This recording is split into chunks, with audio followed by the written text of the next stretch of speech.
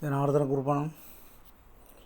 ഇന്ന് വാശി പ്രാണായാമത്തിൽ മഹാസിദ്ധൻ സുന്ദരാനന്ദർ ജ്ഞാനസൂത്രം 14 എന്നുള്ള ഗ്രന്ഥത്തിലെ ശിവാനന്ദം 3-ാമത്തെ ശ്ലോകം ശിവാനന്ദം. ചാത്തിനോം കുണ്ടലിയായ അടിത്താബ് എപ്പ ചാകാത് കാലതുവാം മക്കാൾ ചൊന്നാൻ മാത്തിനോ കുണമ്പിത്താം മായയ്യപ്പ മായൈ കണ്ട് സമരമായി വെളിയിലോകി ആത്തിനോം വെളിയിൽ നിன்று പാർക്കുമ്പോത് அப்போ வல்லோ தெரியுமடா தோயத்தானம் தேத்தினோஞ்சைகமாயை விட்டு நாங்கள் ശിവൻ ചെയ്യലൈ കണ്ടിരുന്ന് തെറിനാമേ. കുണ്ടലിനി തായ്ക്ക് സാഷ്ടാംഗ നമസ്കാരം. മായയുടെ അറിവ് എളുപ്പമല്ല, അത് കാണാനോ കേൾക്കാനോ കഴിയുന്ന ഒന്നല്ല. തുറന്ന പ്രദേശത്തെ പ്രകാശത്തിലെത്തിയാൽ മായയെപ്പറ്റി ശരിയായി മനസ്സിലാക്കാനാകും. അത് വിട്ട് വെളിയിൽ നിർത്തി നോക്കുമ്പോൾ അപ്പോൾ മാത്രമേ അമൃതസ്ഥാനം കാണാനാകൂ.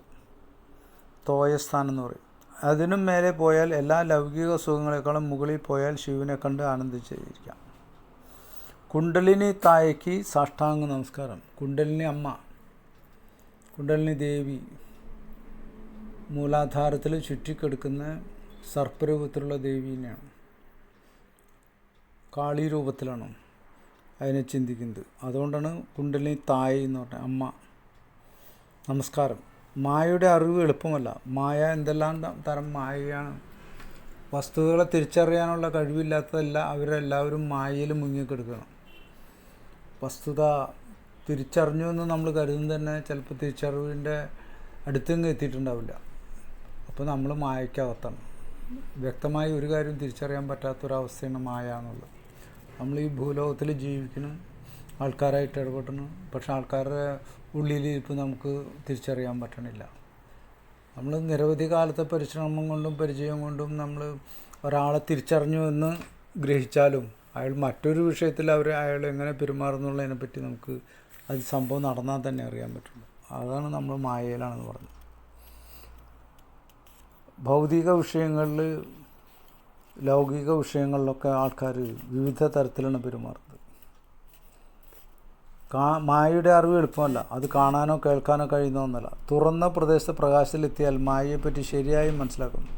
തുറന്ന പ്രദേശത്ത് പ്രകാശിച്ച ആജ്ഞയിൽ കാണുന്ന വെള്ളിച്ചത്തിൻ്റെ അവസ്ഥയാണ് പറഞ്ഞത്. ആ പ്രകാശം അതിൽ കണ്ടുകൊണ്ടിരുന്നാൽ മായയെപ്പറ്റി ശരിയായ ജ്ഞാനമുണ്ടാകും. മാനസികമായിട്ടുള്ള സ്ഥിരത അസ്ഥിരത എന്ന വിഷയമാണ് ഇവിടെ കാര്യം. അത് വിട്ട് വെളിയിൽ നിർത്തി നോക്കുമ്പോൾ അപ്പോൾ മാത്രമേ അമൃതസ്ഥാനം കാണാനാകൂ. അങ്ങനെ ഒരു അവസ്ഥയിലേക്ക് എത്തുമ്പോൾ മാത്രമേ അമൃത് കുടിക്കാനുള്ള സാഹചര്യം ഉണ്ടാകുന്നുള്ളൂ. തോയത്താനെന്ന് പറയും. തോയം എന്ന് വെച്ചാൽ ജലം എന്നർത്ഥം. ഇറ്റിറ്റ് വീഴുന്ന ബിന്ദു. അതിനും മേലെ പോയാൽ എല്ലാ ലൗകിക സുഖങ്ങളെക്കാളും മുകളിൽ പോയാൽ ശിവനെ കണ്ട് ആനന്ദിച്ചിരിക്കാം.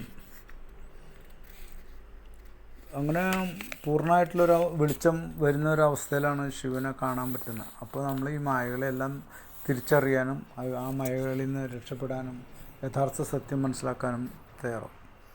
ഉകാരപ്പൊരുൾ. തെറിനോം വിഷമയെ വിട്ടു നീക്കി ചെകചാല വിത്തൈയെല്ലാം ആടിയാടി ആറിനോം തനി വീടാഞ്ചുഴിയിൽ പറത്തി ആടിനതും അടങ്കിനതും പിറപ്പിറപ്പു ഏറിമന ഏറിയങ്കെ പാർക്കുമ്പോത് 8 പാത്താകത്തോன்றി തപ്പ ഊറിനോം ഉടമ്പെല്ലാം അമൂർത്തതാലേ ഉകാരത്തിൻ പാരുളാലേ ഊറിനോമേ. ദോഷകരമായ വിഷമായയെ വിട്ടു നീക്കിയാൽ സാധകന് വാശിയിലൂടെ സൂക്ഷ്മനിലൂടെ മുകളിൽ സഹസ്രാരത്തിൽ എത്തിക്കാൻ കഴിയും. അതിന് അഷ്ടാംഗയോഗം നന്നായി അഭ്യസിക്കണം. കൂടാതെ ആജ്ഞയിലുള്ള 2 ഇതളുകളിൽ ധ്യാനിക്കുകയും വേണം. ഇങ്ങനെ കുണ്ടലിന് യാതൊരു തടസ്സമില്ലാത്ത സഹസ്രാരത്തിലെത്തിയാൽ പിന്നെ പുനർജന്മം ഉണ്ടാകുകയില്ല. ഉടമ്പെല്ലാം അമൃതം കൊണ്ട് നിറഞ്ഞ് ഉകാരത്തിൻ പൊരുൾ ഊറി വരും. ദോഷകരമായ വിഷമായി വിട്ടു നീക്കിയാൽ മായ എന്ന് വെച്ചാൽ അറിയപ്പെടാത്ത കാര്യങ്ങൾ, അല്ലെങ്കിൽ നമ്മുടെ മനസ്സിൻ്റെ ദൗർബല്യങ്ങളും അതുപോലെ തന്നെ അജ്ഞാനവും വിട്ടു നീക്കിയാൽ സാധകന് വാശിയിലൂടെ സൂക്ഷ്മമായിട്ട് വാശിയിലെ വലിച്ചു കയറ്റി സഹസ്രാരത്തിലെത്താൻ കഴിയും. അങ്ങനെ അഷ്ടാംഗയോഗം നന്നായി അഭ്യസിക്കണം. അഷ്ടാംഗയോഗയിൽ ധ്യാനം, യോഗ ധ്യാനം, ആ യോഗയിൽ മുദ്രകൾ ബന്ധങ്ങൾ എല്ലാം പഠിച്ചിരിക്കണം. അപ്പോൾ മാത്രമേ നമുക്ക് അതിൽ ചെയ്യാൻ പറ്റൂ. അങ്ങനെ ആജ്ഞയിലുള്ള രണ്ട് ഇതളെന്ന് വെച്ചാൽ ഹം ഷം എന്നുള്ള രണ്ട് ഇതളുകളാണ്. ഓം എന്നുള്ളതും ഹം ഷം എന്നുള്ള രണ്ട് ഇതളുകളാണ്. ധ്യാനിക്കുകയും വേണം. ഇങ്ങനെ കുണ്ടലിന് യാതൊരു തടസ്സമില്ലാതെ സഹസ്രാരത്തിൽ എത്തിയാൽ പിന്നെ പുനർജനം ഉണ്ടാവില്ല. കുണ്ടലിനെ ഉണർന്ന് സഹസ്രാരത്തിൽ എത്തിയാലാണ് പിന്നെ പുനർജനം ഉണ്ടാവില്ല എന്നല്ല. ഉടമ്പെല്ലാം അമൃതം കൊണ്ട് നിറഞ്ഞ് ഉകാരത്തിന് പൊരുൾ ഊറി വരും. അമൃതം കേജരി മുദ്രയിലിരുന്ന് അമൃതം കഴിക്കാൻ പറ്റിയാൽ എല്ലാ ജ്ഞാനവും തന്നെ ഉണ്ടായി വരും. സർവ ഉകാരത്തിൻ പൊരുൾ എല്ലാം തിരിച്ചു വരുന്നു, അറിഞ്ഞു വരാൻ പറ്റും. അതാണ് പറഞ്ഞത്, ഉകാരപ്പൊരുൾ. നമഃ ശിവായ.